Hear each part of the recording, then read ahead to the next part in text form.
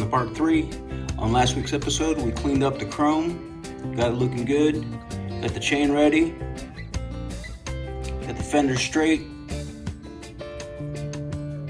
pedals looking good. Then we prepped the frame and we attached the cable stop that was missing, and I think it's going to work. We removed the decals, polished the frame, and then applied the decals, and they came out very clean. So now we're ready for the build, so let's get started. That's about how it should look from the top too. You can see both of the logos from the top like that.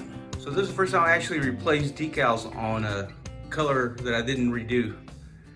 So it was kind of cool in a way because you could almost see where the original decals went, so you could place it exactly where it was meant to be. And I just checked the no air bubbles, no wrinkles, came out sweet. So those decals look nice and fresh. So I can't wait to put all the chrome on it and get the fenders on it and get this thing rolling. Now that the decals are on, I'm gonna go ahead and start the build. So first thing is the bearing cups on the headset. I already started it. Gotta make sure that those are in there just right. And I'll just finish turning that, and it's pretty easy, really. So once you got them aligned, it's a matter of pressing down. And the bottom one was a little bit easier to fit than the top one. So this top one will go in pretty easy now. This is a part tool. You get pretty good leverage here with the two long handles. And this should do it. All right, then once they're nice and snug, this pops right out. It's a pretty cool thing right here. And this cone here is pretty cool. It fits all kinds of different sizes. So it just comes right out. That's the other cone on the other side there. So, all right, so you guys know the drill. I turned it upside down. I'm gonna go ahead and grease this bottom bearing cup. Got the old part grease. This is what the bike came with originally. As you guys know, these are the classic cage bearings that Schwinn uses. They were great, they're fast for manufacturing. So I'm gonna grease this up, put these in, flip it over, and then do the other side as well. All right, so that is nice and packed. So instead of having 15 bearings in that cage, now I got 24 bearings. So that means that there's a lot more bearings to support that bearing cup. All right, so I went ahead and put just a smidge of grease on the race there, and a little bit on that one too, and then some on the threading here, just to keep it rust free going forward. And again, we got plenty of grease already on the bearing, so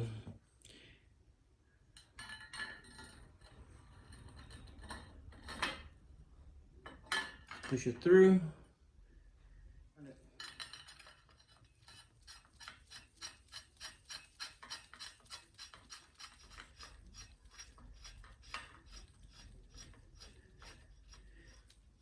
Then you can feel the bearings get closer to there.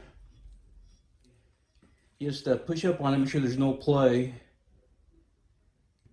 That's nice and tight there, because it's gonna steer fine. And again, these things aren't spinning around in circles, they're just going back and forth like this at the most. So that right there feels a lot smoother than before. I have both of these that I could put on. This is the original one, this is the one that I have an extra part like. But this is supposed to go on another bike, so I think I'm just gonna put the original one on. As you can see, they're basically about the same shape. This one's got a little bit more pitting, but you know, you might as well go with the original patina that's on the bike. So this thing acts like a key washer. It's got the little slot, and they do it so that way you can center it perfectly every time on the bike there. And once you get these on, you get the lock nut, and then you just tighten this one down pretty good with your big wrench. And again, you want to do this once you make sure that you have this with the right positioning, that there's no play and it's turning fine. So that should do it. So I'll get the big wrench and get that nice and tight. Go ahead and take off the star logos that were kind of beat up on this side. There was like a lot of fade on it. This one's a little better. This one's a little better, but see that big scratch right there, right next to it? And actually it was worse. I was able to get most of the debris off of it. But I'm gonna go ahead and see if I can make the fork look a little cleaner and take off the decal, and then see if I can touch that up just a bit. All right, now with the decals off of there, I can go ahead and really wax that whole area really good on both sides and get it to shine like the rest of the frame, because I was not able to really get in there because of the little star logo was in the way. Didn't want to rub them off, but now that they're gone, I can actually really do a deep wax and get it really shiny. Then I'll put that new decal over it. And put the head badge on. Came out really sweet. Yeah, I'm glad I was able to find that. So it's all badged out. Got to put these on tomorrow. I went ahead and waxed where the decal was. So we're going to go ahead and install the one-piece crank. Those bearing cups are clean and ready to be greased. I'm going to go ahead and pack these bearings and then get that one-piece crank on. Now, the trick on these is that you can't have the bearings in there prior to putting the crank on there. So we're going to go ahead and have the bearings ready on the side here.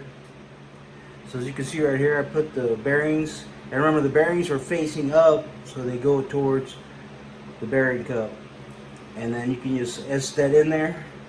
And you can't have the bearings in there because they'll be in your way. And you'll need your cone. You go ahead and put it in there. Just maneuver it through there, and then those are going to be fine there. Your bearings, you put those suckers in there. Remember, facing up towards the... And then we already got plenty of grease in the bearings, so you just need to tighten this cone.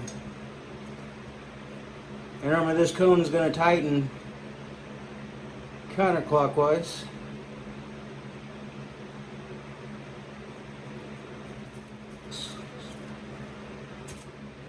There, once you get it a little bit closer, you can go ahead and use the spanner tool to help you. And this will kind of get it to the point where it's snug but not too tight. So this is like all the other bearing cups. You gotta make sure that it's tight with no play, but not too tight where it doesn't turn. Right, and then once you got it on, clean it up really good, and then spin it. And it's got to spin pretty freely, so that's not bad at all. And the things I like to check for is make sure there's no play. So when you move it like this back and forth, you see right there, there's slightly play, but I do that on purpose, because when I put on my lock ring and key washer, that'll actually tighten up just enough to make it so there's no play. And it will still spin nice, and it won't be binding. So if you put it right to the bearings from the start, and then you put the lock nut on it, you're going to notice that it's going to get too tight and it won't spin as good, which means it's going to be harder to pedal, like up hills and just in general. So I'm going to tighten this with a big wrench right now. So right now it's still spinning well. So let's go ahead and tighten it just a little bit. You want to tighten it pretty good, but do it incrementally. So right there first. See, and right there, there's no play at all anymore. And see, it's not spinning as well. So I'm going to back it off even a little bit more. So when I tighten it, it won't cause that friction. So I backed it off. I haven't tightened it yet, but you can see how it should spin. It should spin freely for at least a few turns. It shouldn't just come to a stop by itself that sudden. So I'm going to try to get it to do that when I tighten it. Right now, obviously there's a little bit of play. See how it moves back and forth? But I'm going to tighten that and see if it actually looks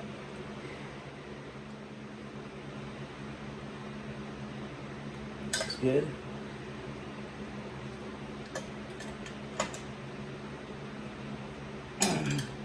No play at all. So that's how you want it right there. Alright, so I went back to it one more time so I could feel a slight play, but now there isn't at all. and it's still spinning just as good. So again, it's all about playing with it until you get that perfect combination of no play and good spin. I'm gonna put this cable in first because it's easier, but I can still do it, but it's easier to do it when you don't have the crank on there. But this is the one that I was showing you guys earlier, that it was a little long and it was kind of humping over the bottom bracket. So see, the natural length should be at the end. So it should just be basically about that much less shorter. All right, and there's that cable. So I just cut it off about what I showed you guys, and see how now it lays perfectly just on top of the bottom bracket. It doesn't have that curve that humps down.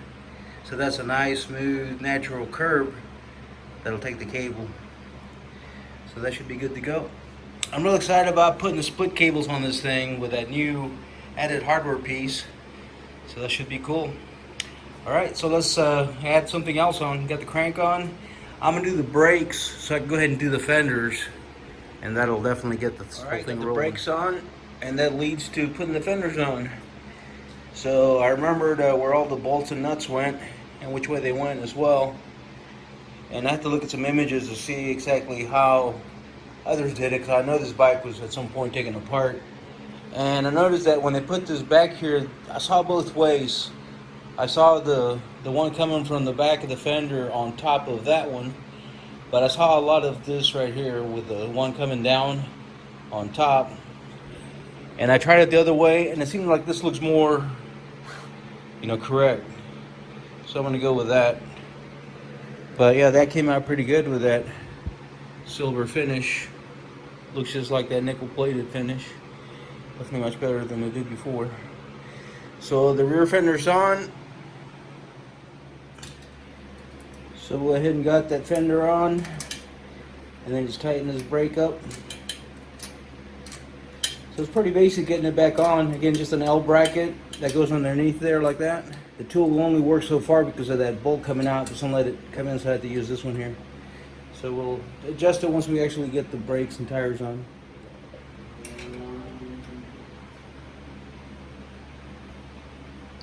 You want to get these pretty snug so they don't rattle around. And that should do it. All right, went ahead and got more hardware on. Got the derailleur on. And that's about where it goes. I haven't tightened it all the way, because I'm going to definitely do adjustments once we get the chain on it and start testing it. But pretty good sign that that's where it goes. The cables fit pretty well. So that's how the cables are going to go. So that's the one for the rear derailleur, front derailleur, and I was actually surprised how well it cleaned up. Remember how it looked? It was totally rusted right at the Schwinn band. That actually cleaned up, so I was happy to see that. But even the brakes, they cleaned up nice, but they still have patina underneath. So that's kind of cool. The bike is, again, gonna be 50 here in a couple of years, so she held up well. So it looks like most of it's coming together. Can't wait to put that split cable on it so I can test out my new handy hardware piece. It's definitely gonna make a difference. That long cable really looked out of place with those clips on there, and that's just gonna look normal. Put the handlebars on just to test the brake cable.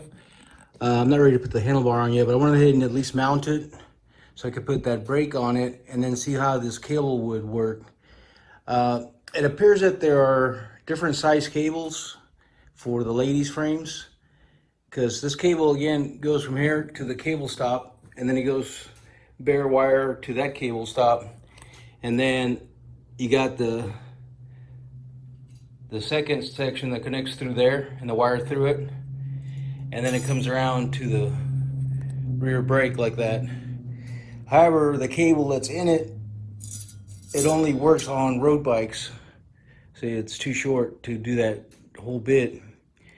So looks like, and I seen those advertised for ladies' frames, and I didn't know why they had a difference, but I guess the length of it going through here and back around is definitely a difference there. So I did find some online that I ordered, and hopefully this will work. But yeah, it looks like it's definitely gonna work with that new L bracket there, and it should give us the works. But I'm gonna take this back off so I can actually, I like mounting everything on the handlebar before I put it on, including the grips, because those. So I went ahead and put these on, and they have screws right on the inside of both, and you want to just make sure that your gold dot is centered, because if it goes off center, it'll stick out too much on one side or the other. So make sure that's centered before you tighten it. And it looks like these come right to the end of the, so it's flush with the end of the bar, and that gives the handle, the grip, the perfect, I saw some images and that's where it lands. So this bottom part of it lands right at the end of that. So that's where they should go, and lined up about like that, right in line with the handlebar. So we'll go ahead and tighten those, and then we'll put in the grips. The way to put these on is add a little bit of alcohol, and then they'll slide right in. And I went ahead and put a little bit inside that bottle, so have better control of the big bottle. So we'll go ahead and do that. Just grab and pour a little bit inside. I got a garbage thing right here so it doesn't drip out. I'll plug the hole, and then just let it dump it out. There should be plenty right there.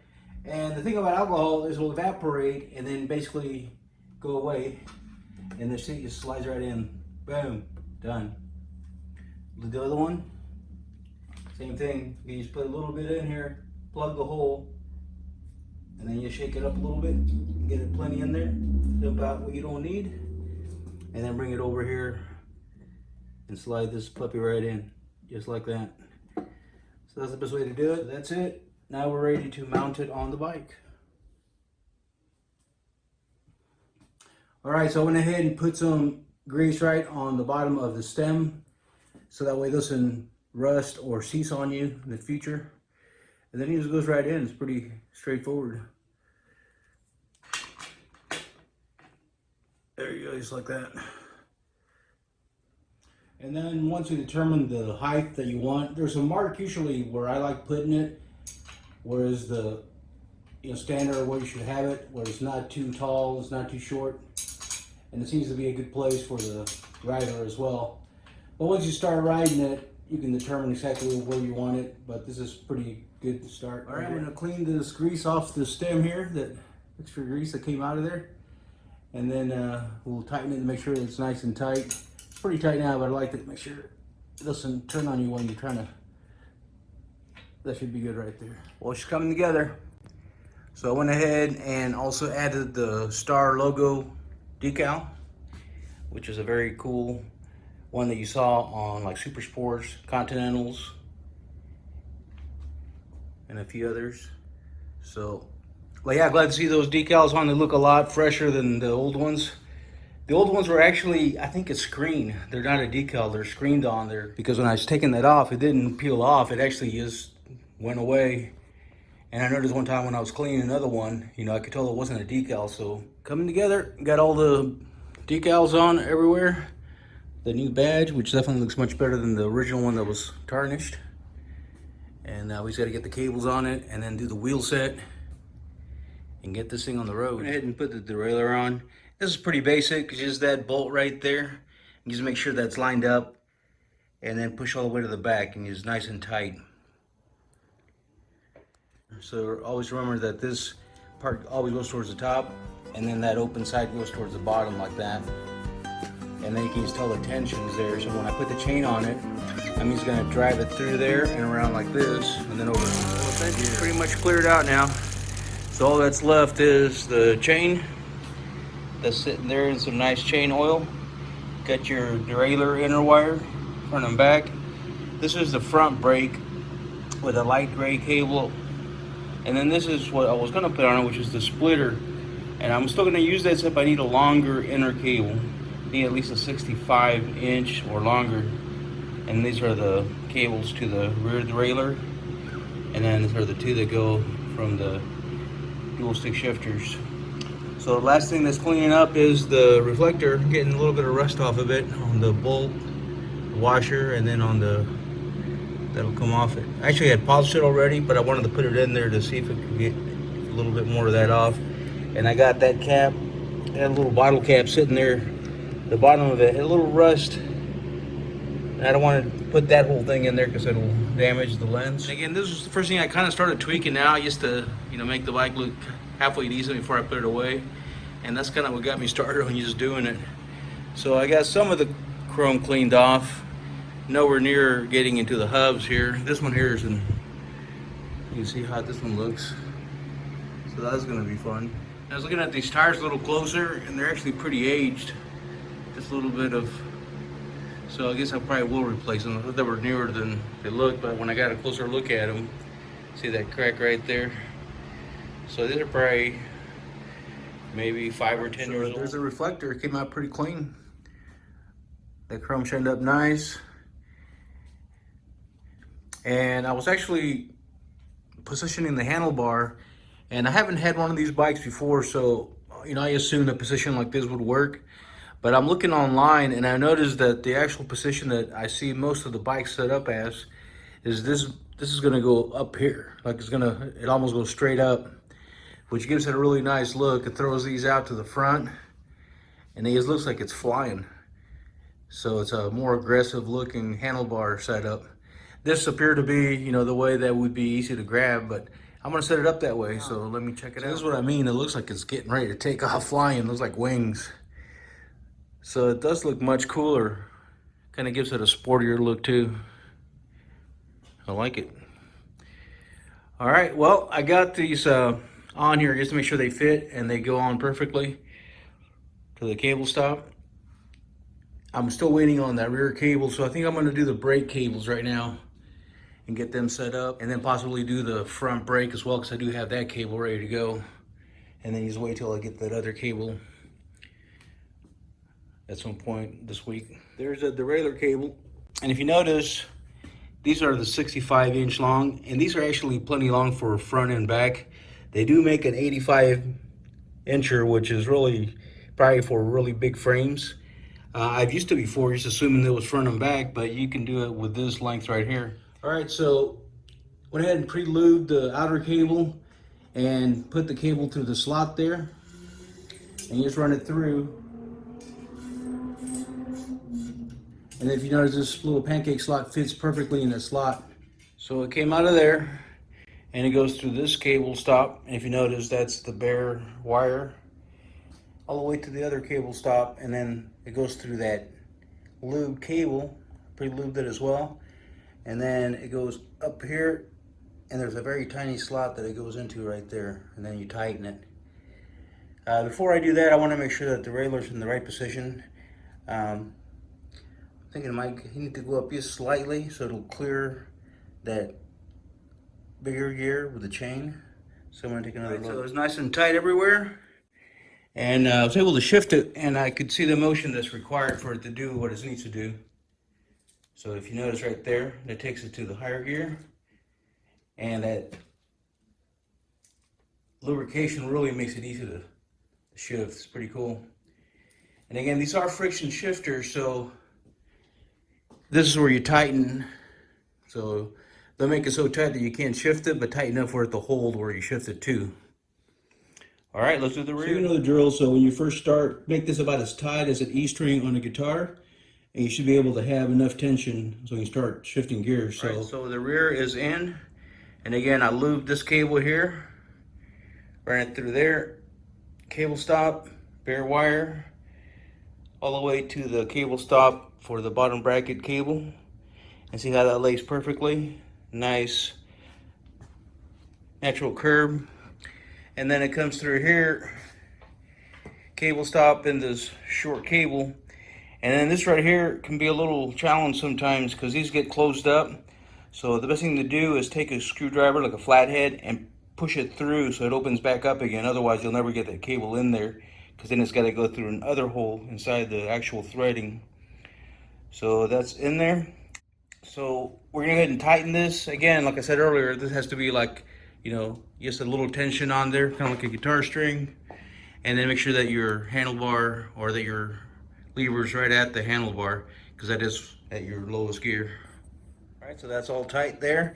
As you can see, there's plenty left from that 65-incher. The 85-incher definitely would have been some waste there.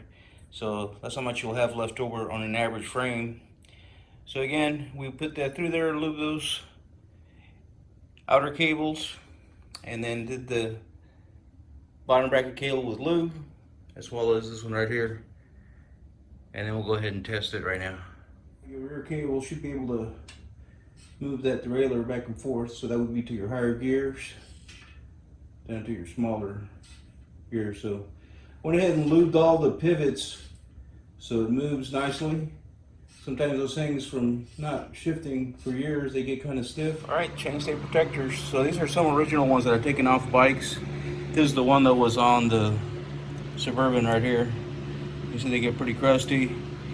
There's a guy that basically makes reproductions, same cut, but they're a little narrow when they start. Eventually they'll get like that, you know. So when you first put them on, I recommend that you take a file or some sandpaper to get these corners smoothed out, because they're really sharp. And by sanding them down around the corners, it makes them so they won't scratch your frame when you put it on. So let's go ahead and get it on the bike. There it is, chainstay protector, and it definitely does help. So if your chain starts coming down on there with some chain slap, or that cable itself sometimes will scratch it. So that stayed in pretty good shape because I had it on the whole time for the last 40 plus years. Has been on there, so it saved it. So that's the reproduction looks pretty good on there. I like them. Again, it makes them look dealer authentic.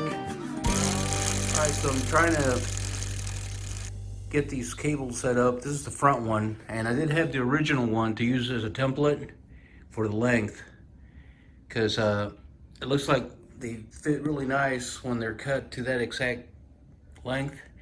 It just barely sticks out, and it has a nice direct shot to the side pull brake there.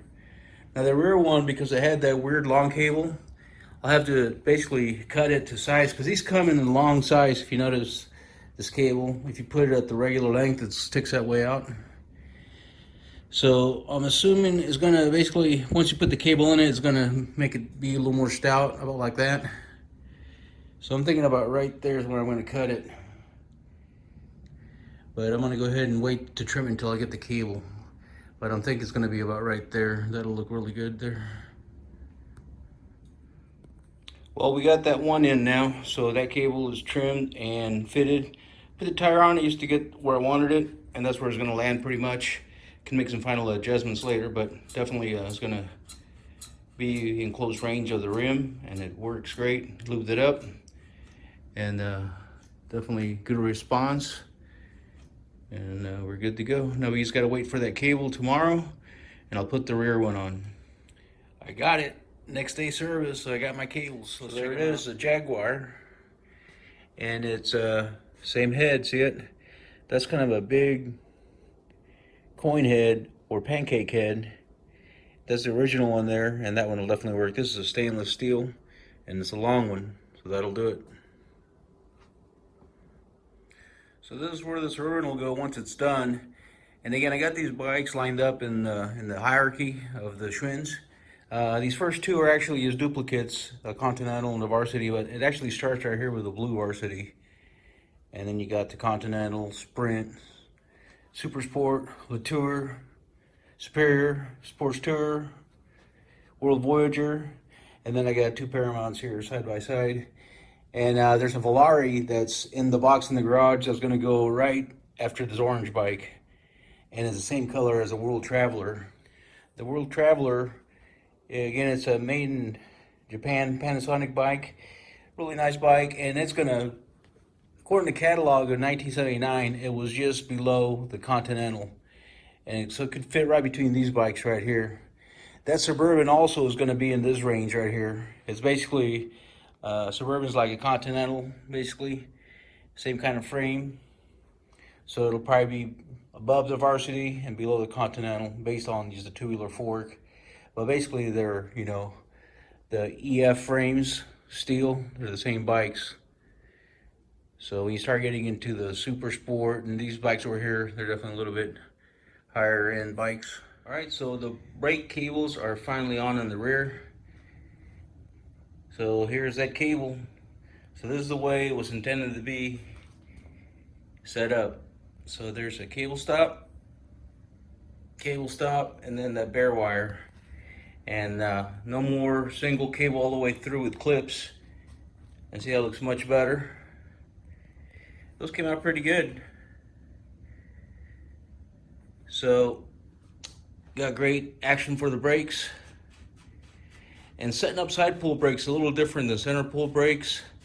The trick is in the adjustment and tightening that bolt, and then this one here. It's almost like, see how you have almost like a cone. The bottom one, and then you got the top one. The top one's just a locking nut, and the bottom one's the one that tightens the calipers together. So you want to make sure they're tight enough that there's lubrication between the pivots. So that way, sometimes you'll see that one side sticks. In this case, they're both coming in beautifully. They were doing that, but I got them to adjust it just right, and these are working great. So glad it worked out. That was a little bit of extra work to pull that off, but it looks pretty authentic. I'm pretty happy with it. All right, and the cables came out pretty sweet. Got them to balance out really good between front and back. Got the same gap from one side to the other. This, of course, comes down to the center pull brake in the front, and then this one pulls back down to that cable stop. But overall, I'm really careful about making sure that they balance out. And see, that looks good right there. Creates a nice V effect. And then if you go this way, it doesn't stick out too much. It looks nice and tight, and they look pretty good. So I like that. All right, now that the bike is pretty much done, we're gonna go ahead and focus on the wheels. And that'll happen next week on episode 4, week 4. We'll do a complete overhaul of the rims. And these are Schwinn S6 rims. High flange hubs.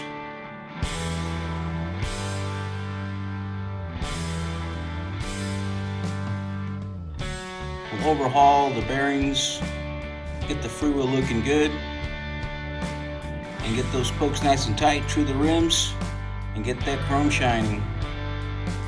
So stay tuned for week 4, episode 4. One step closer. Thanks for watching, and see you next time.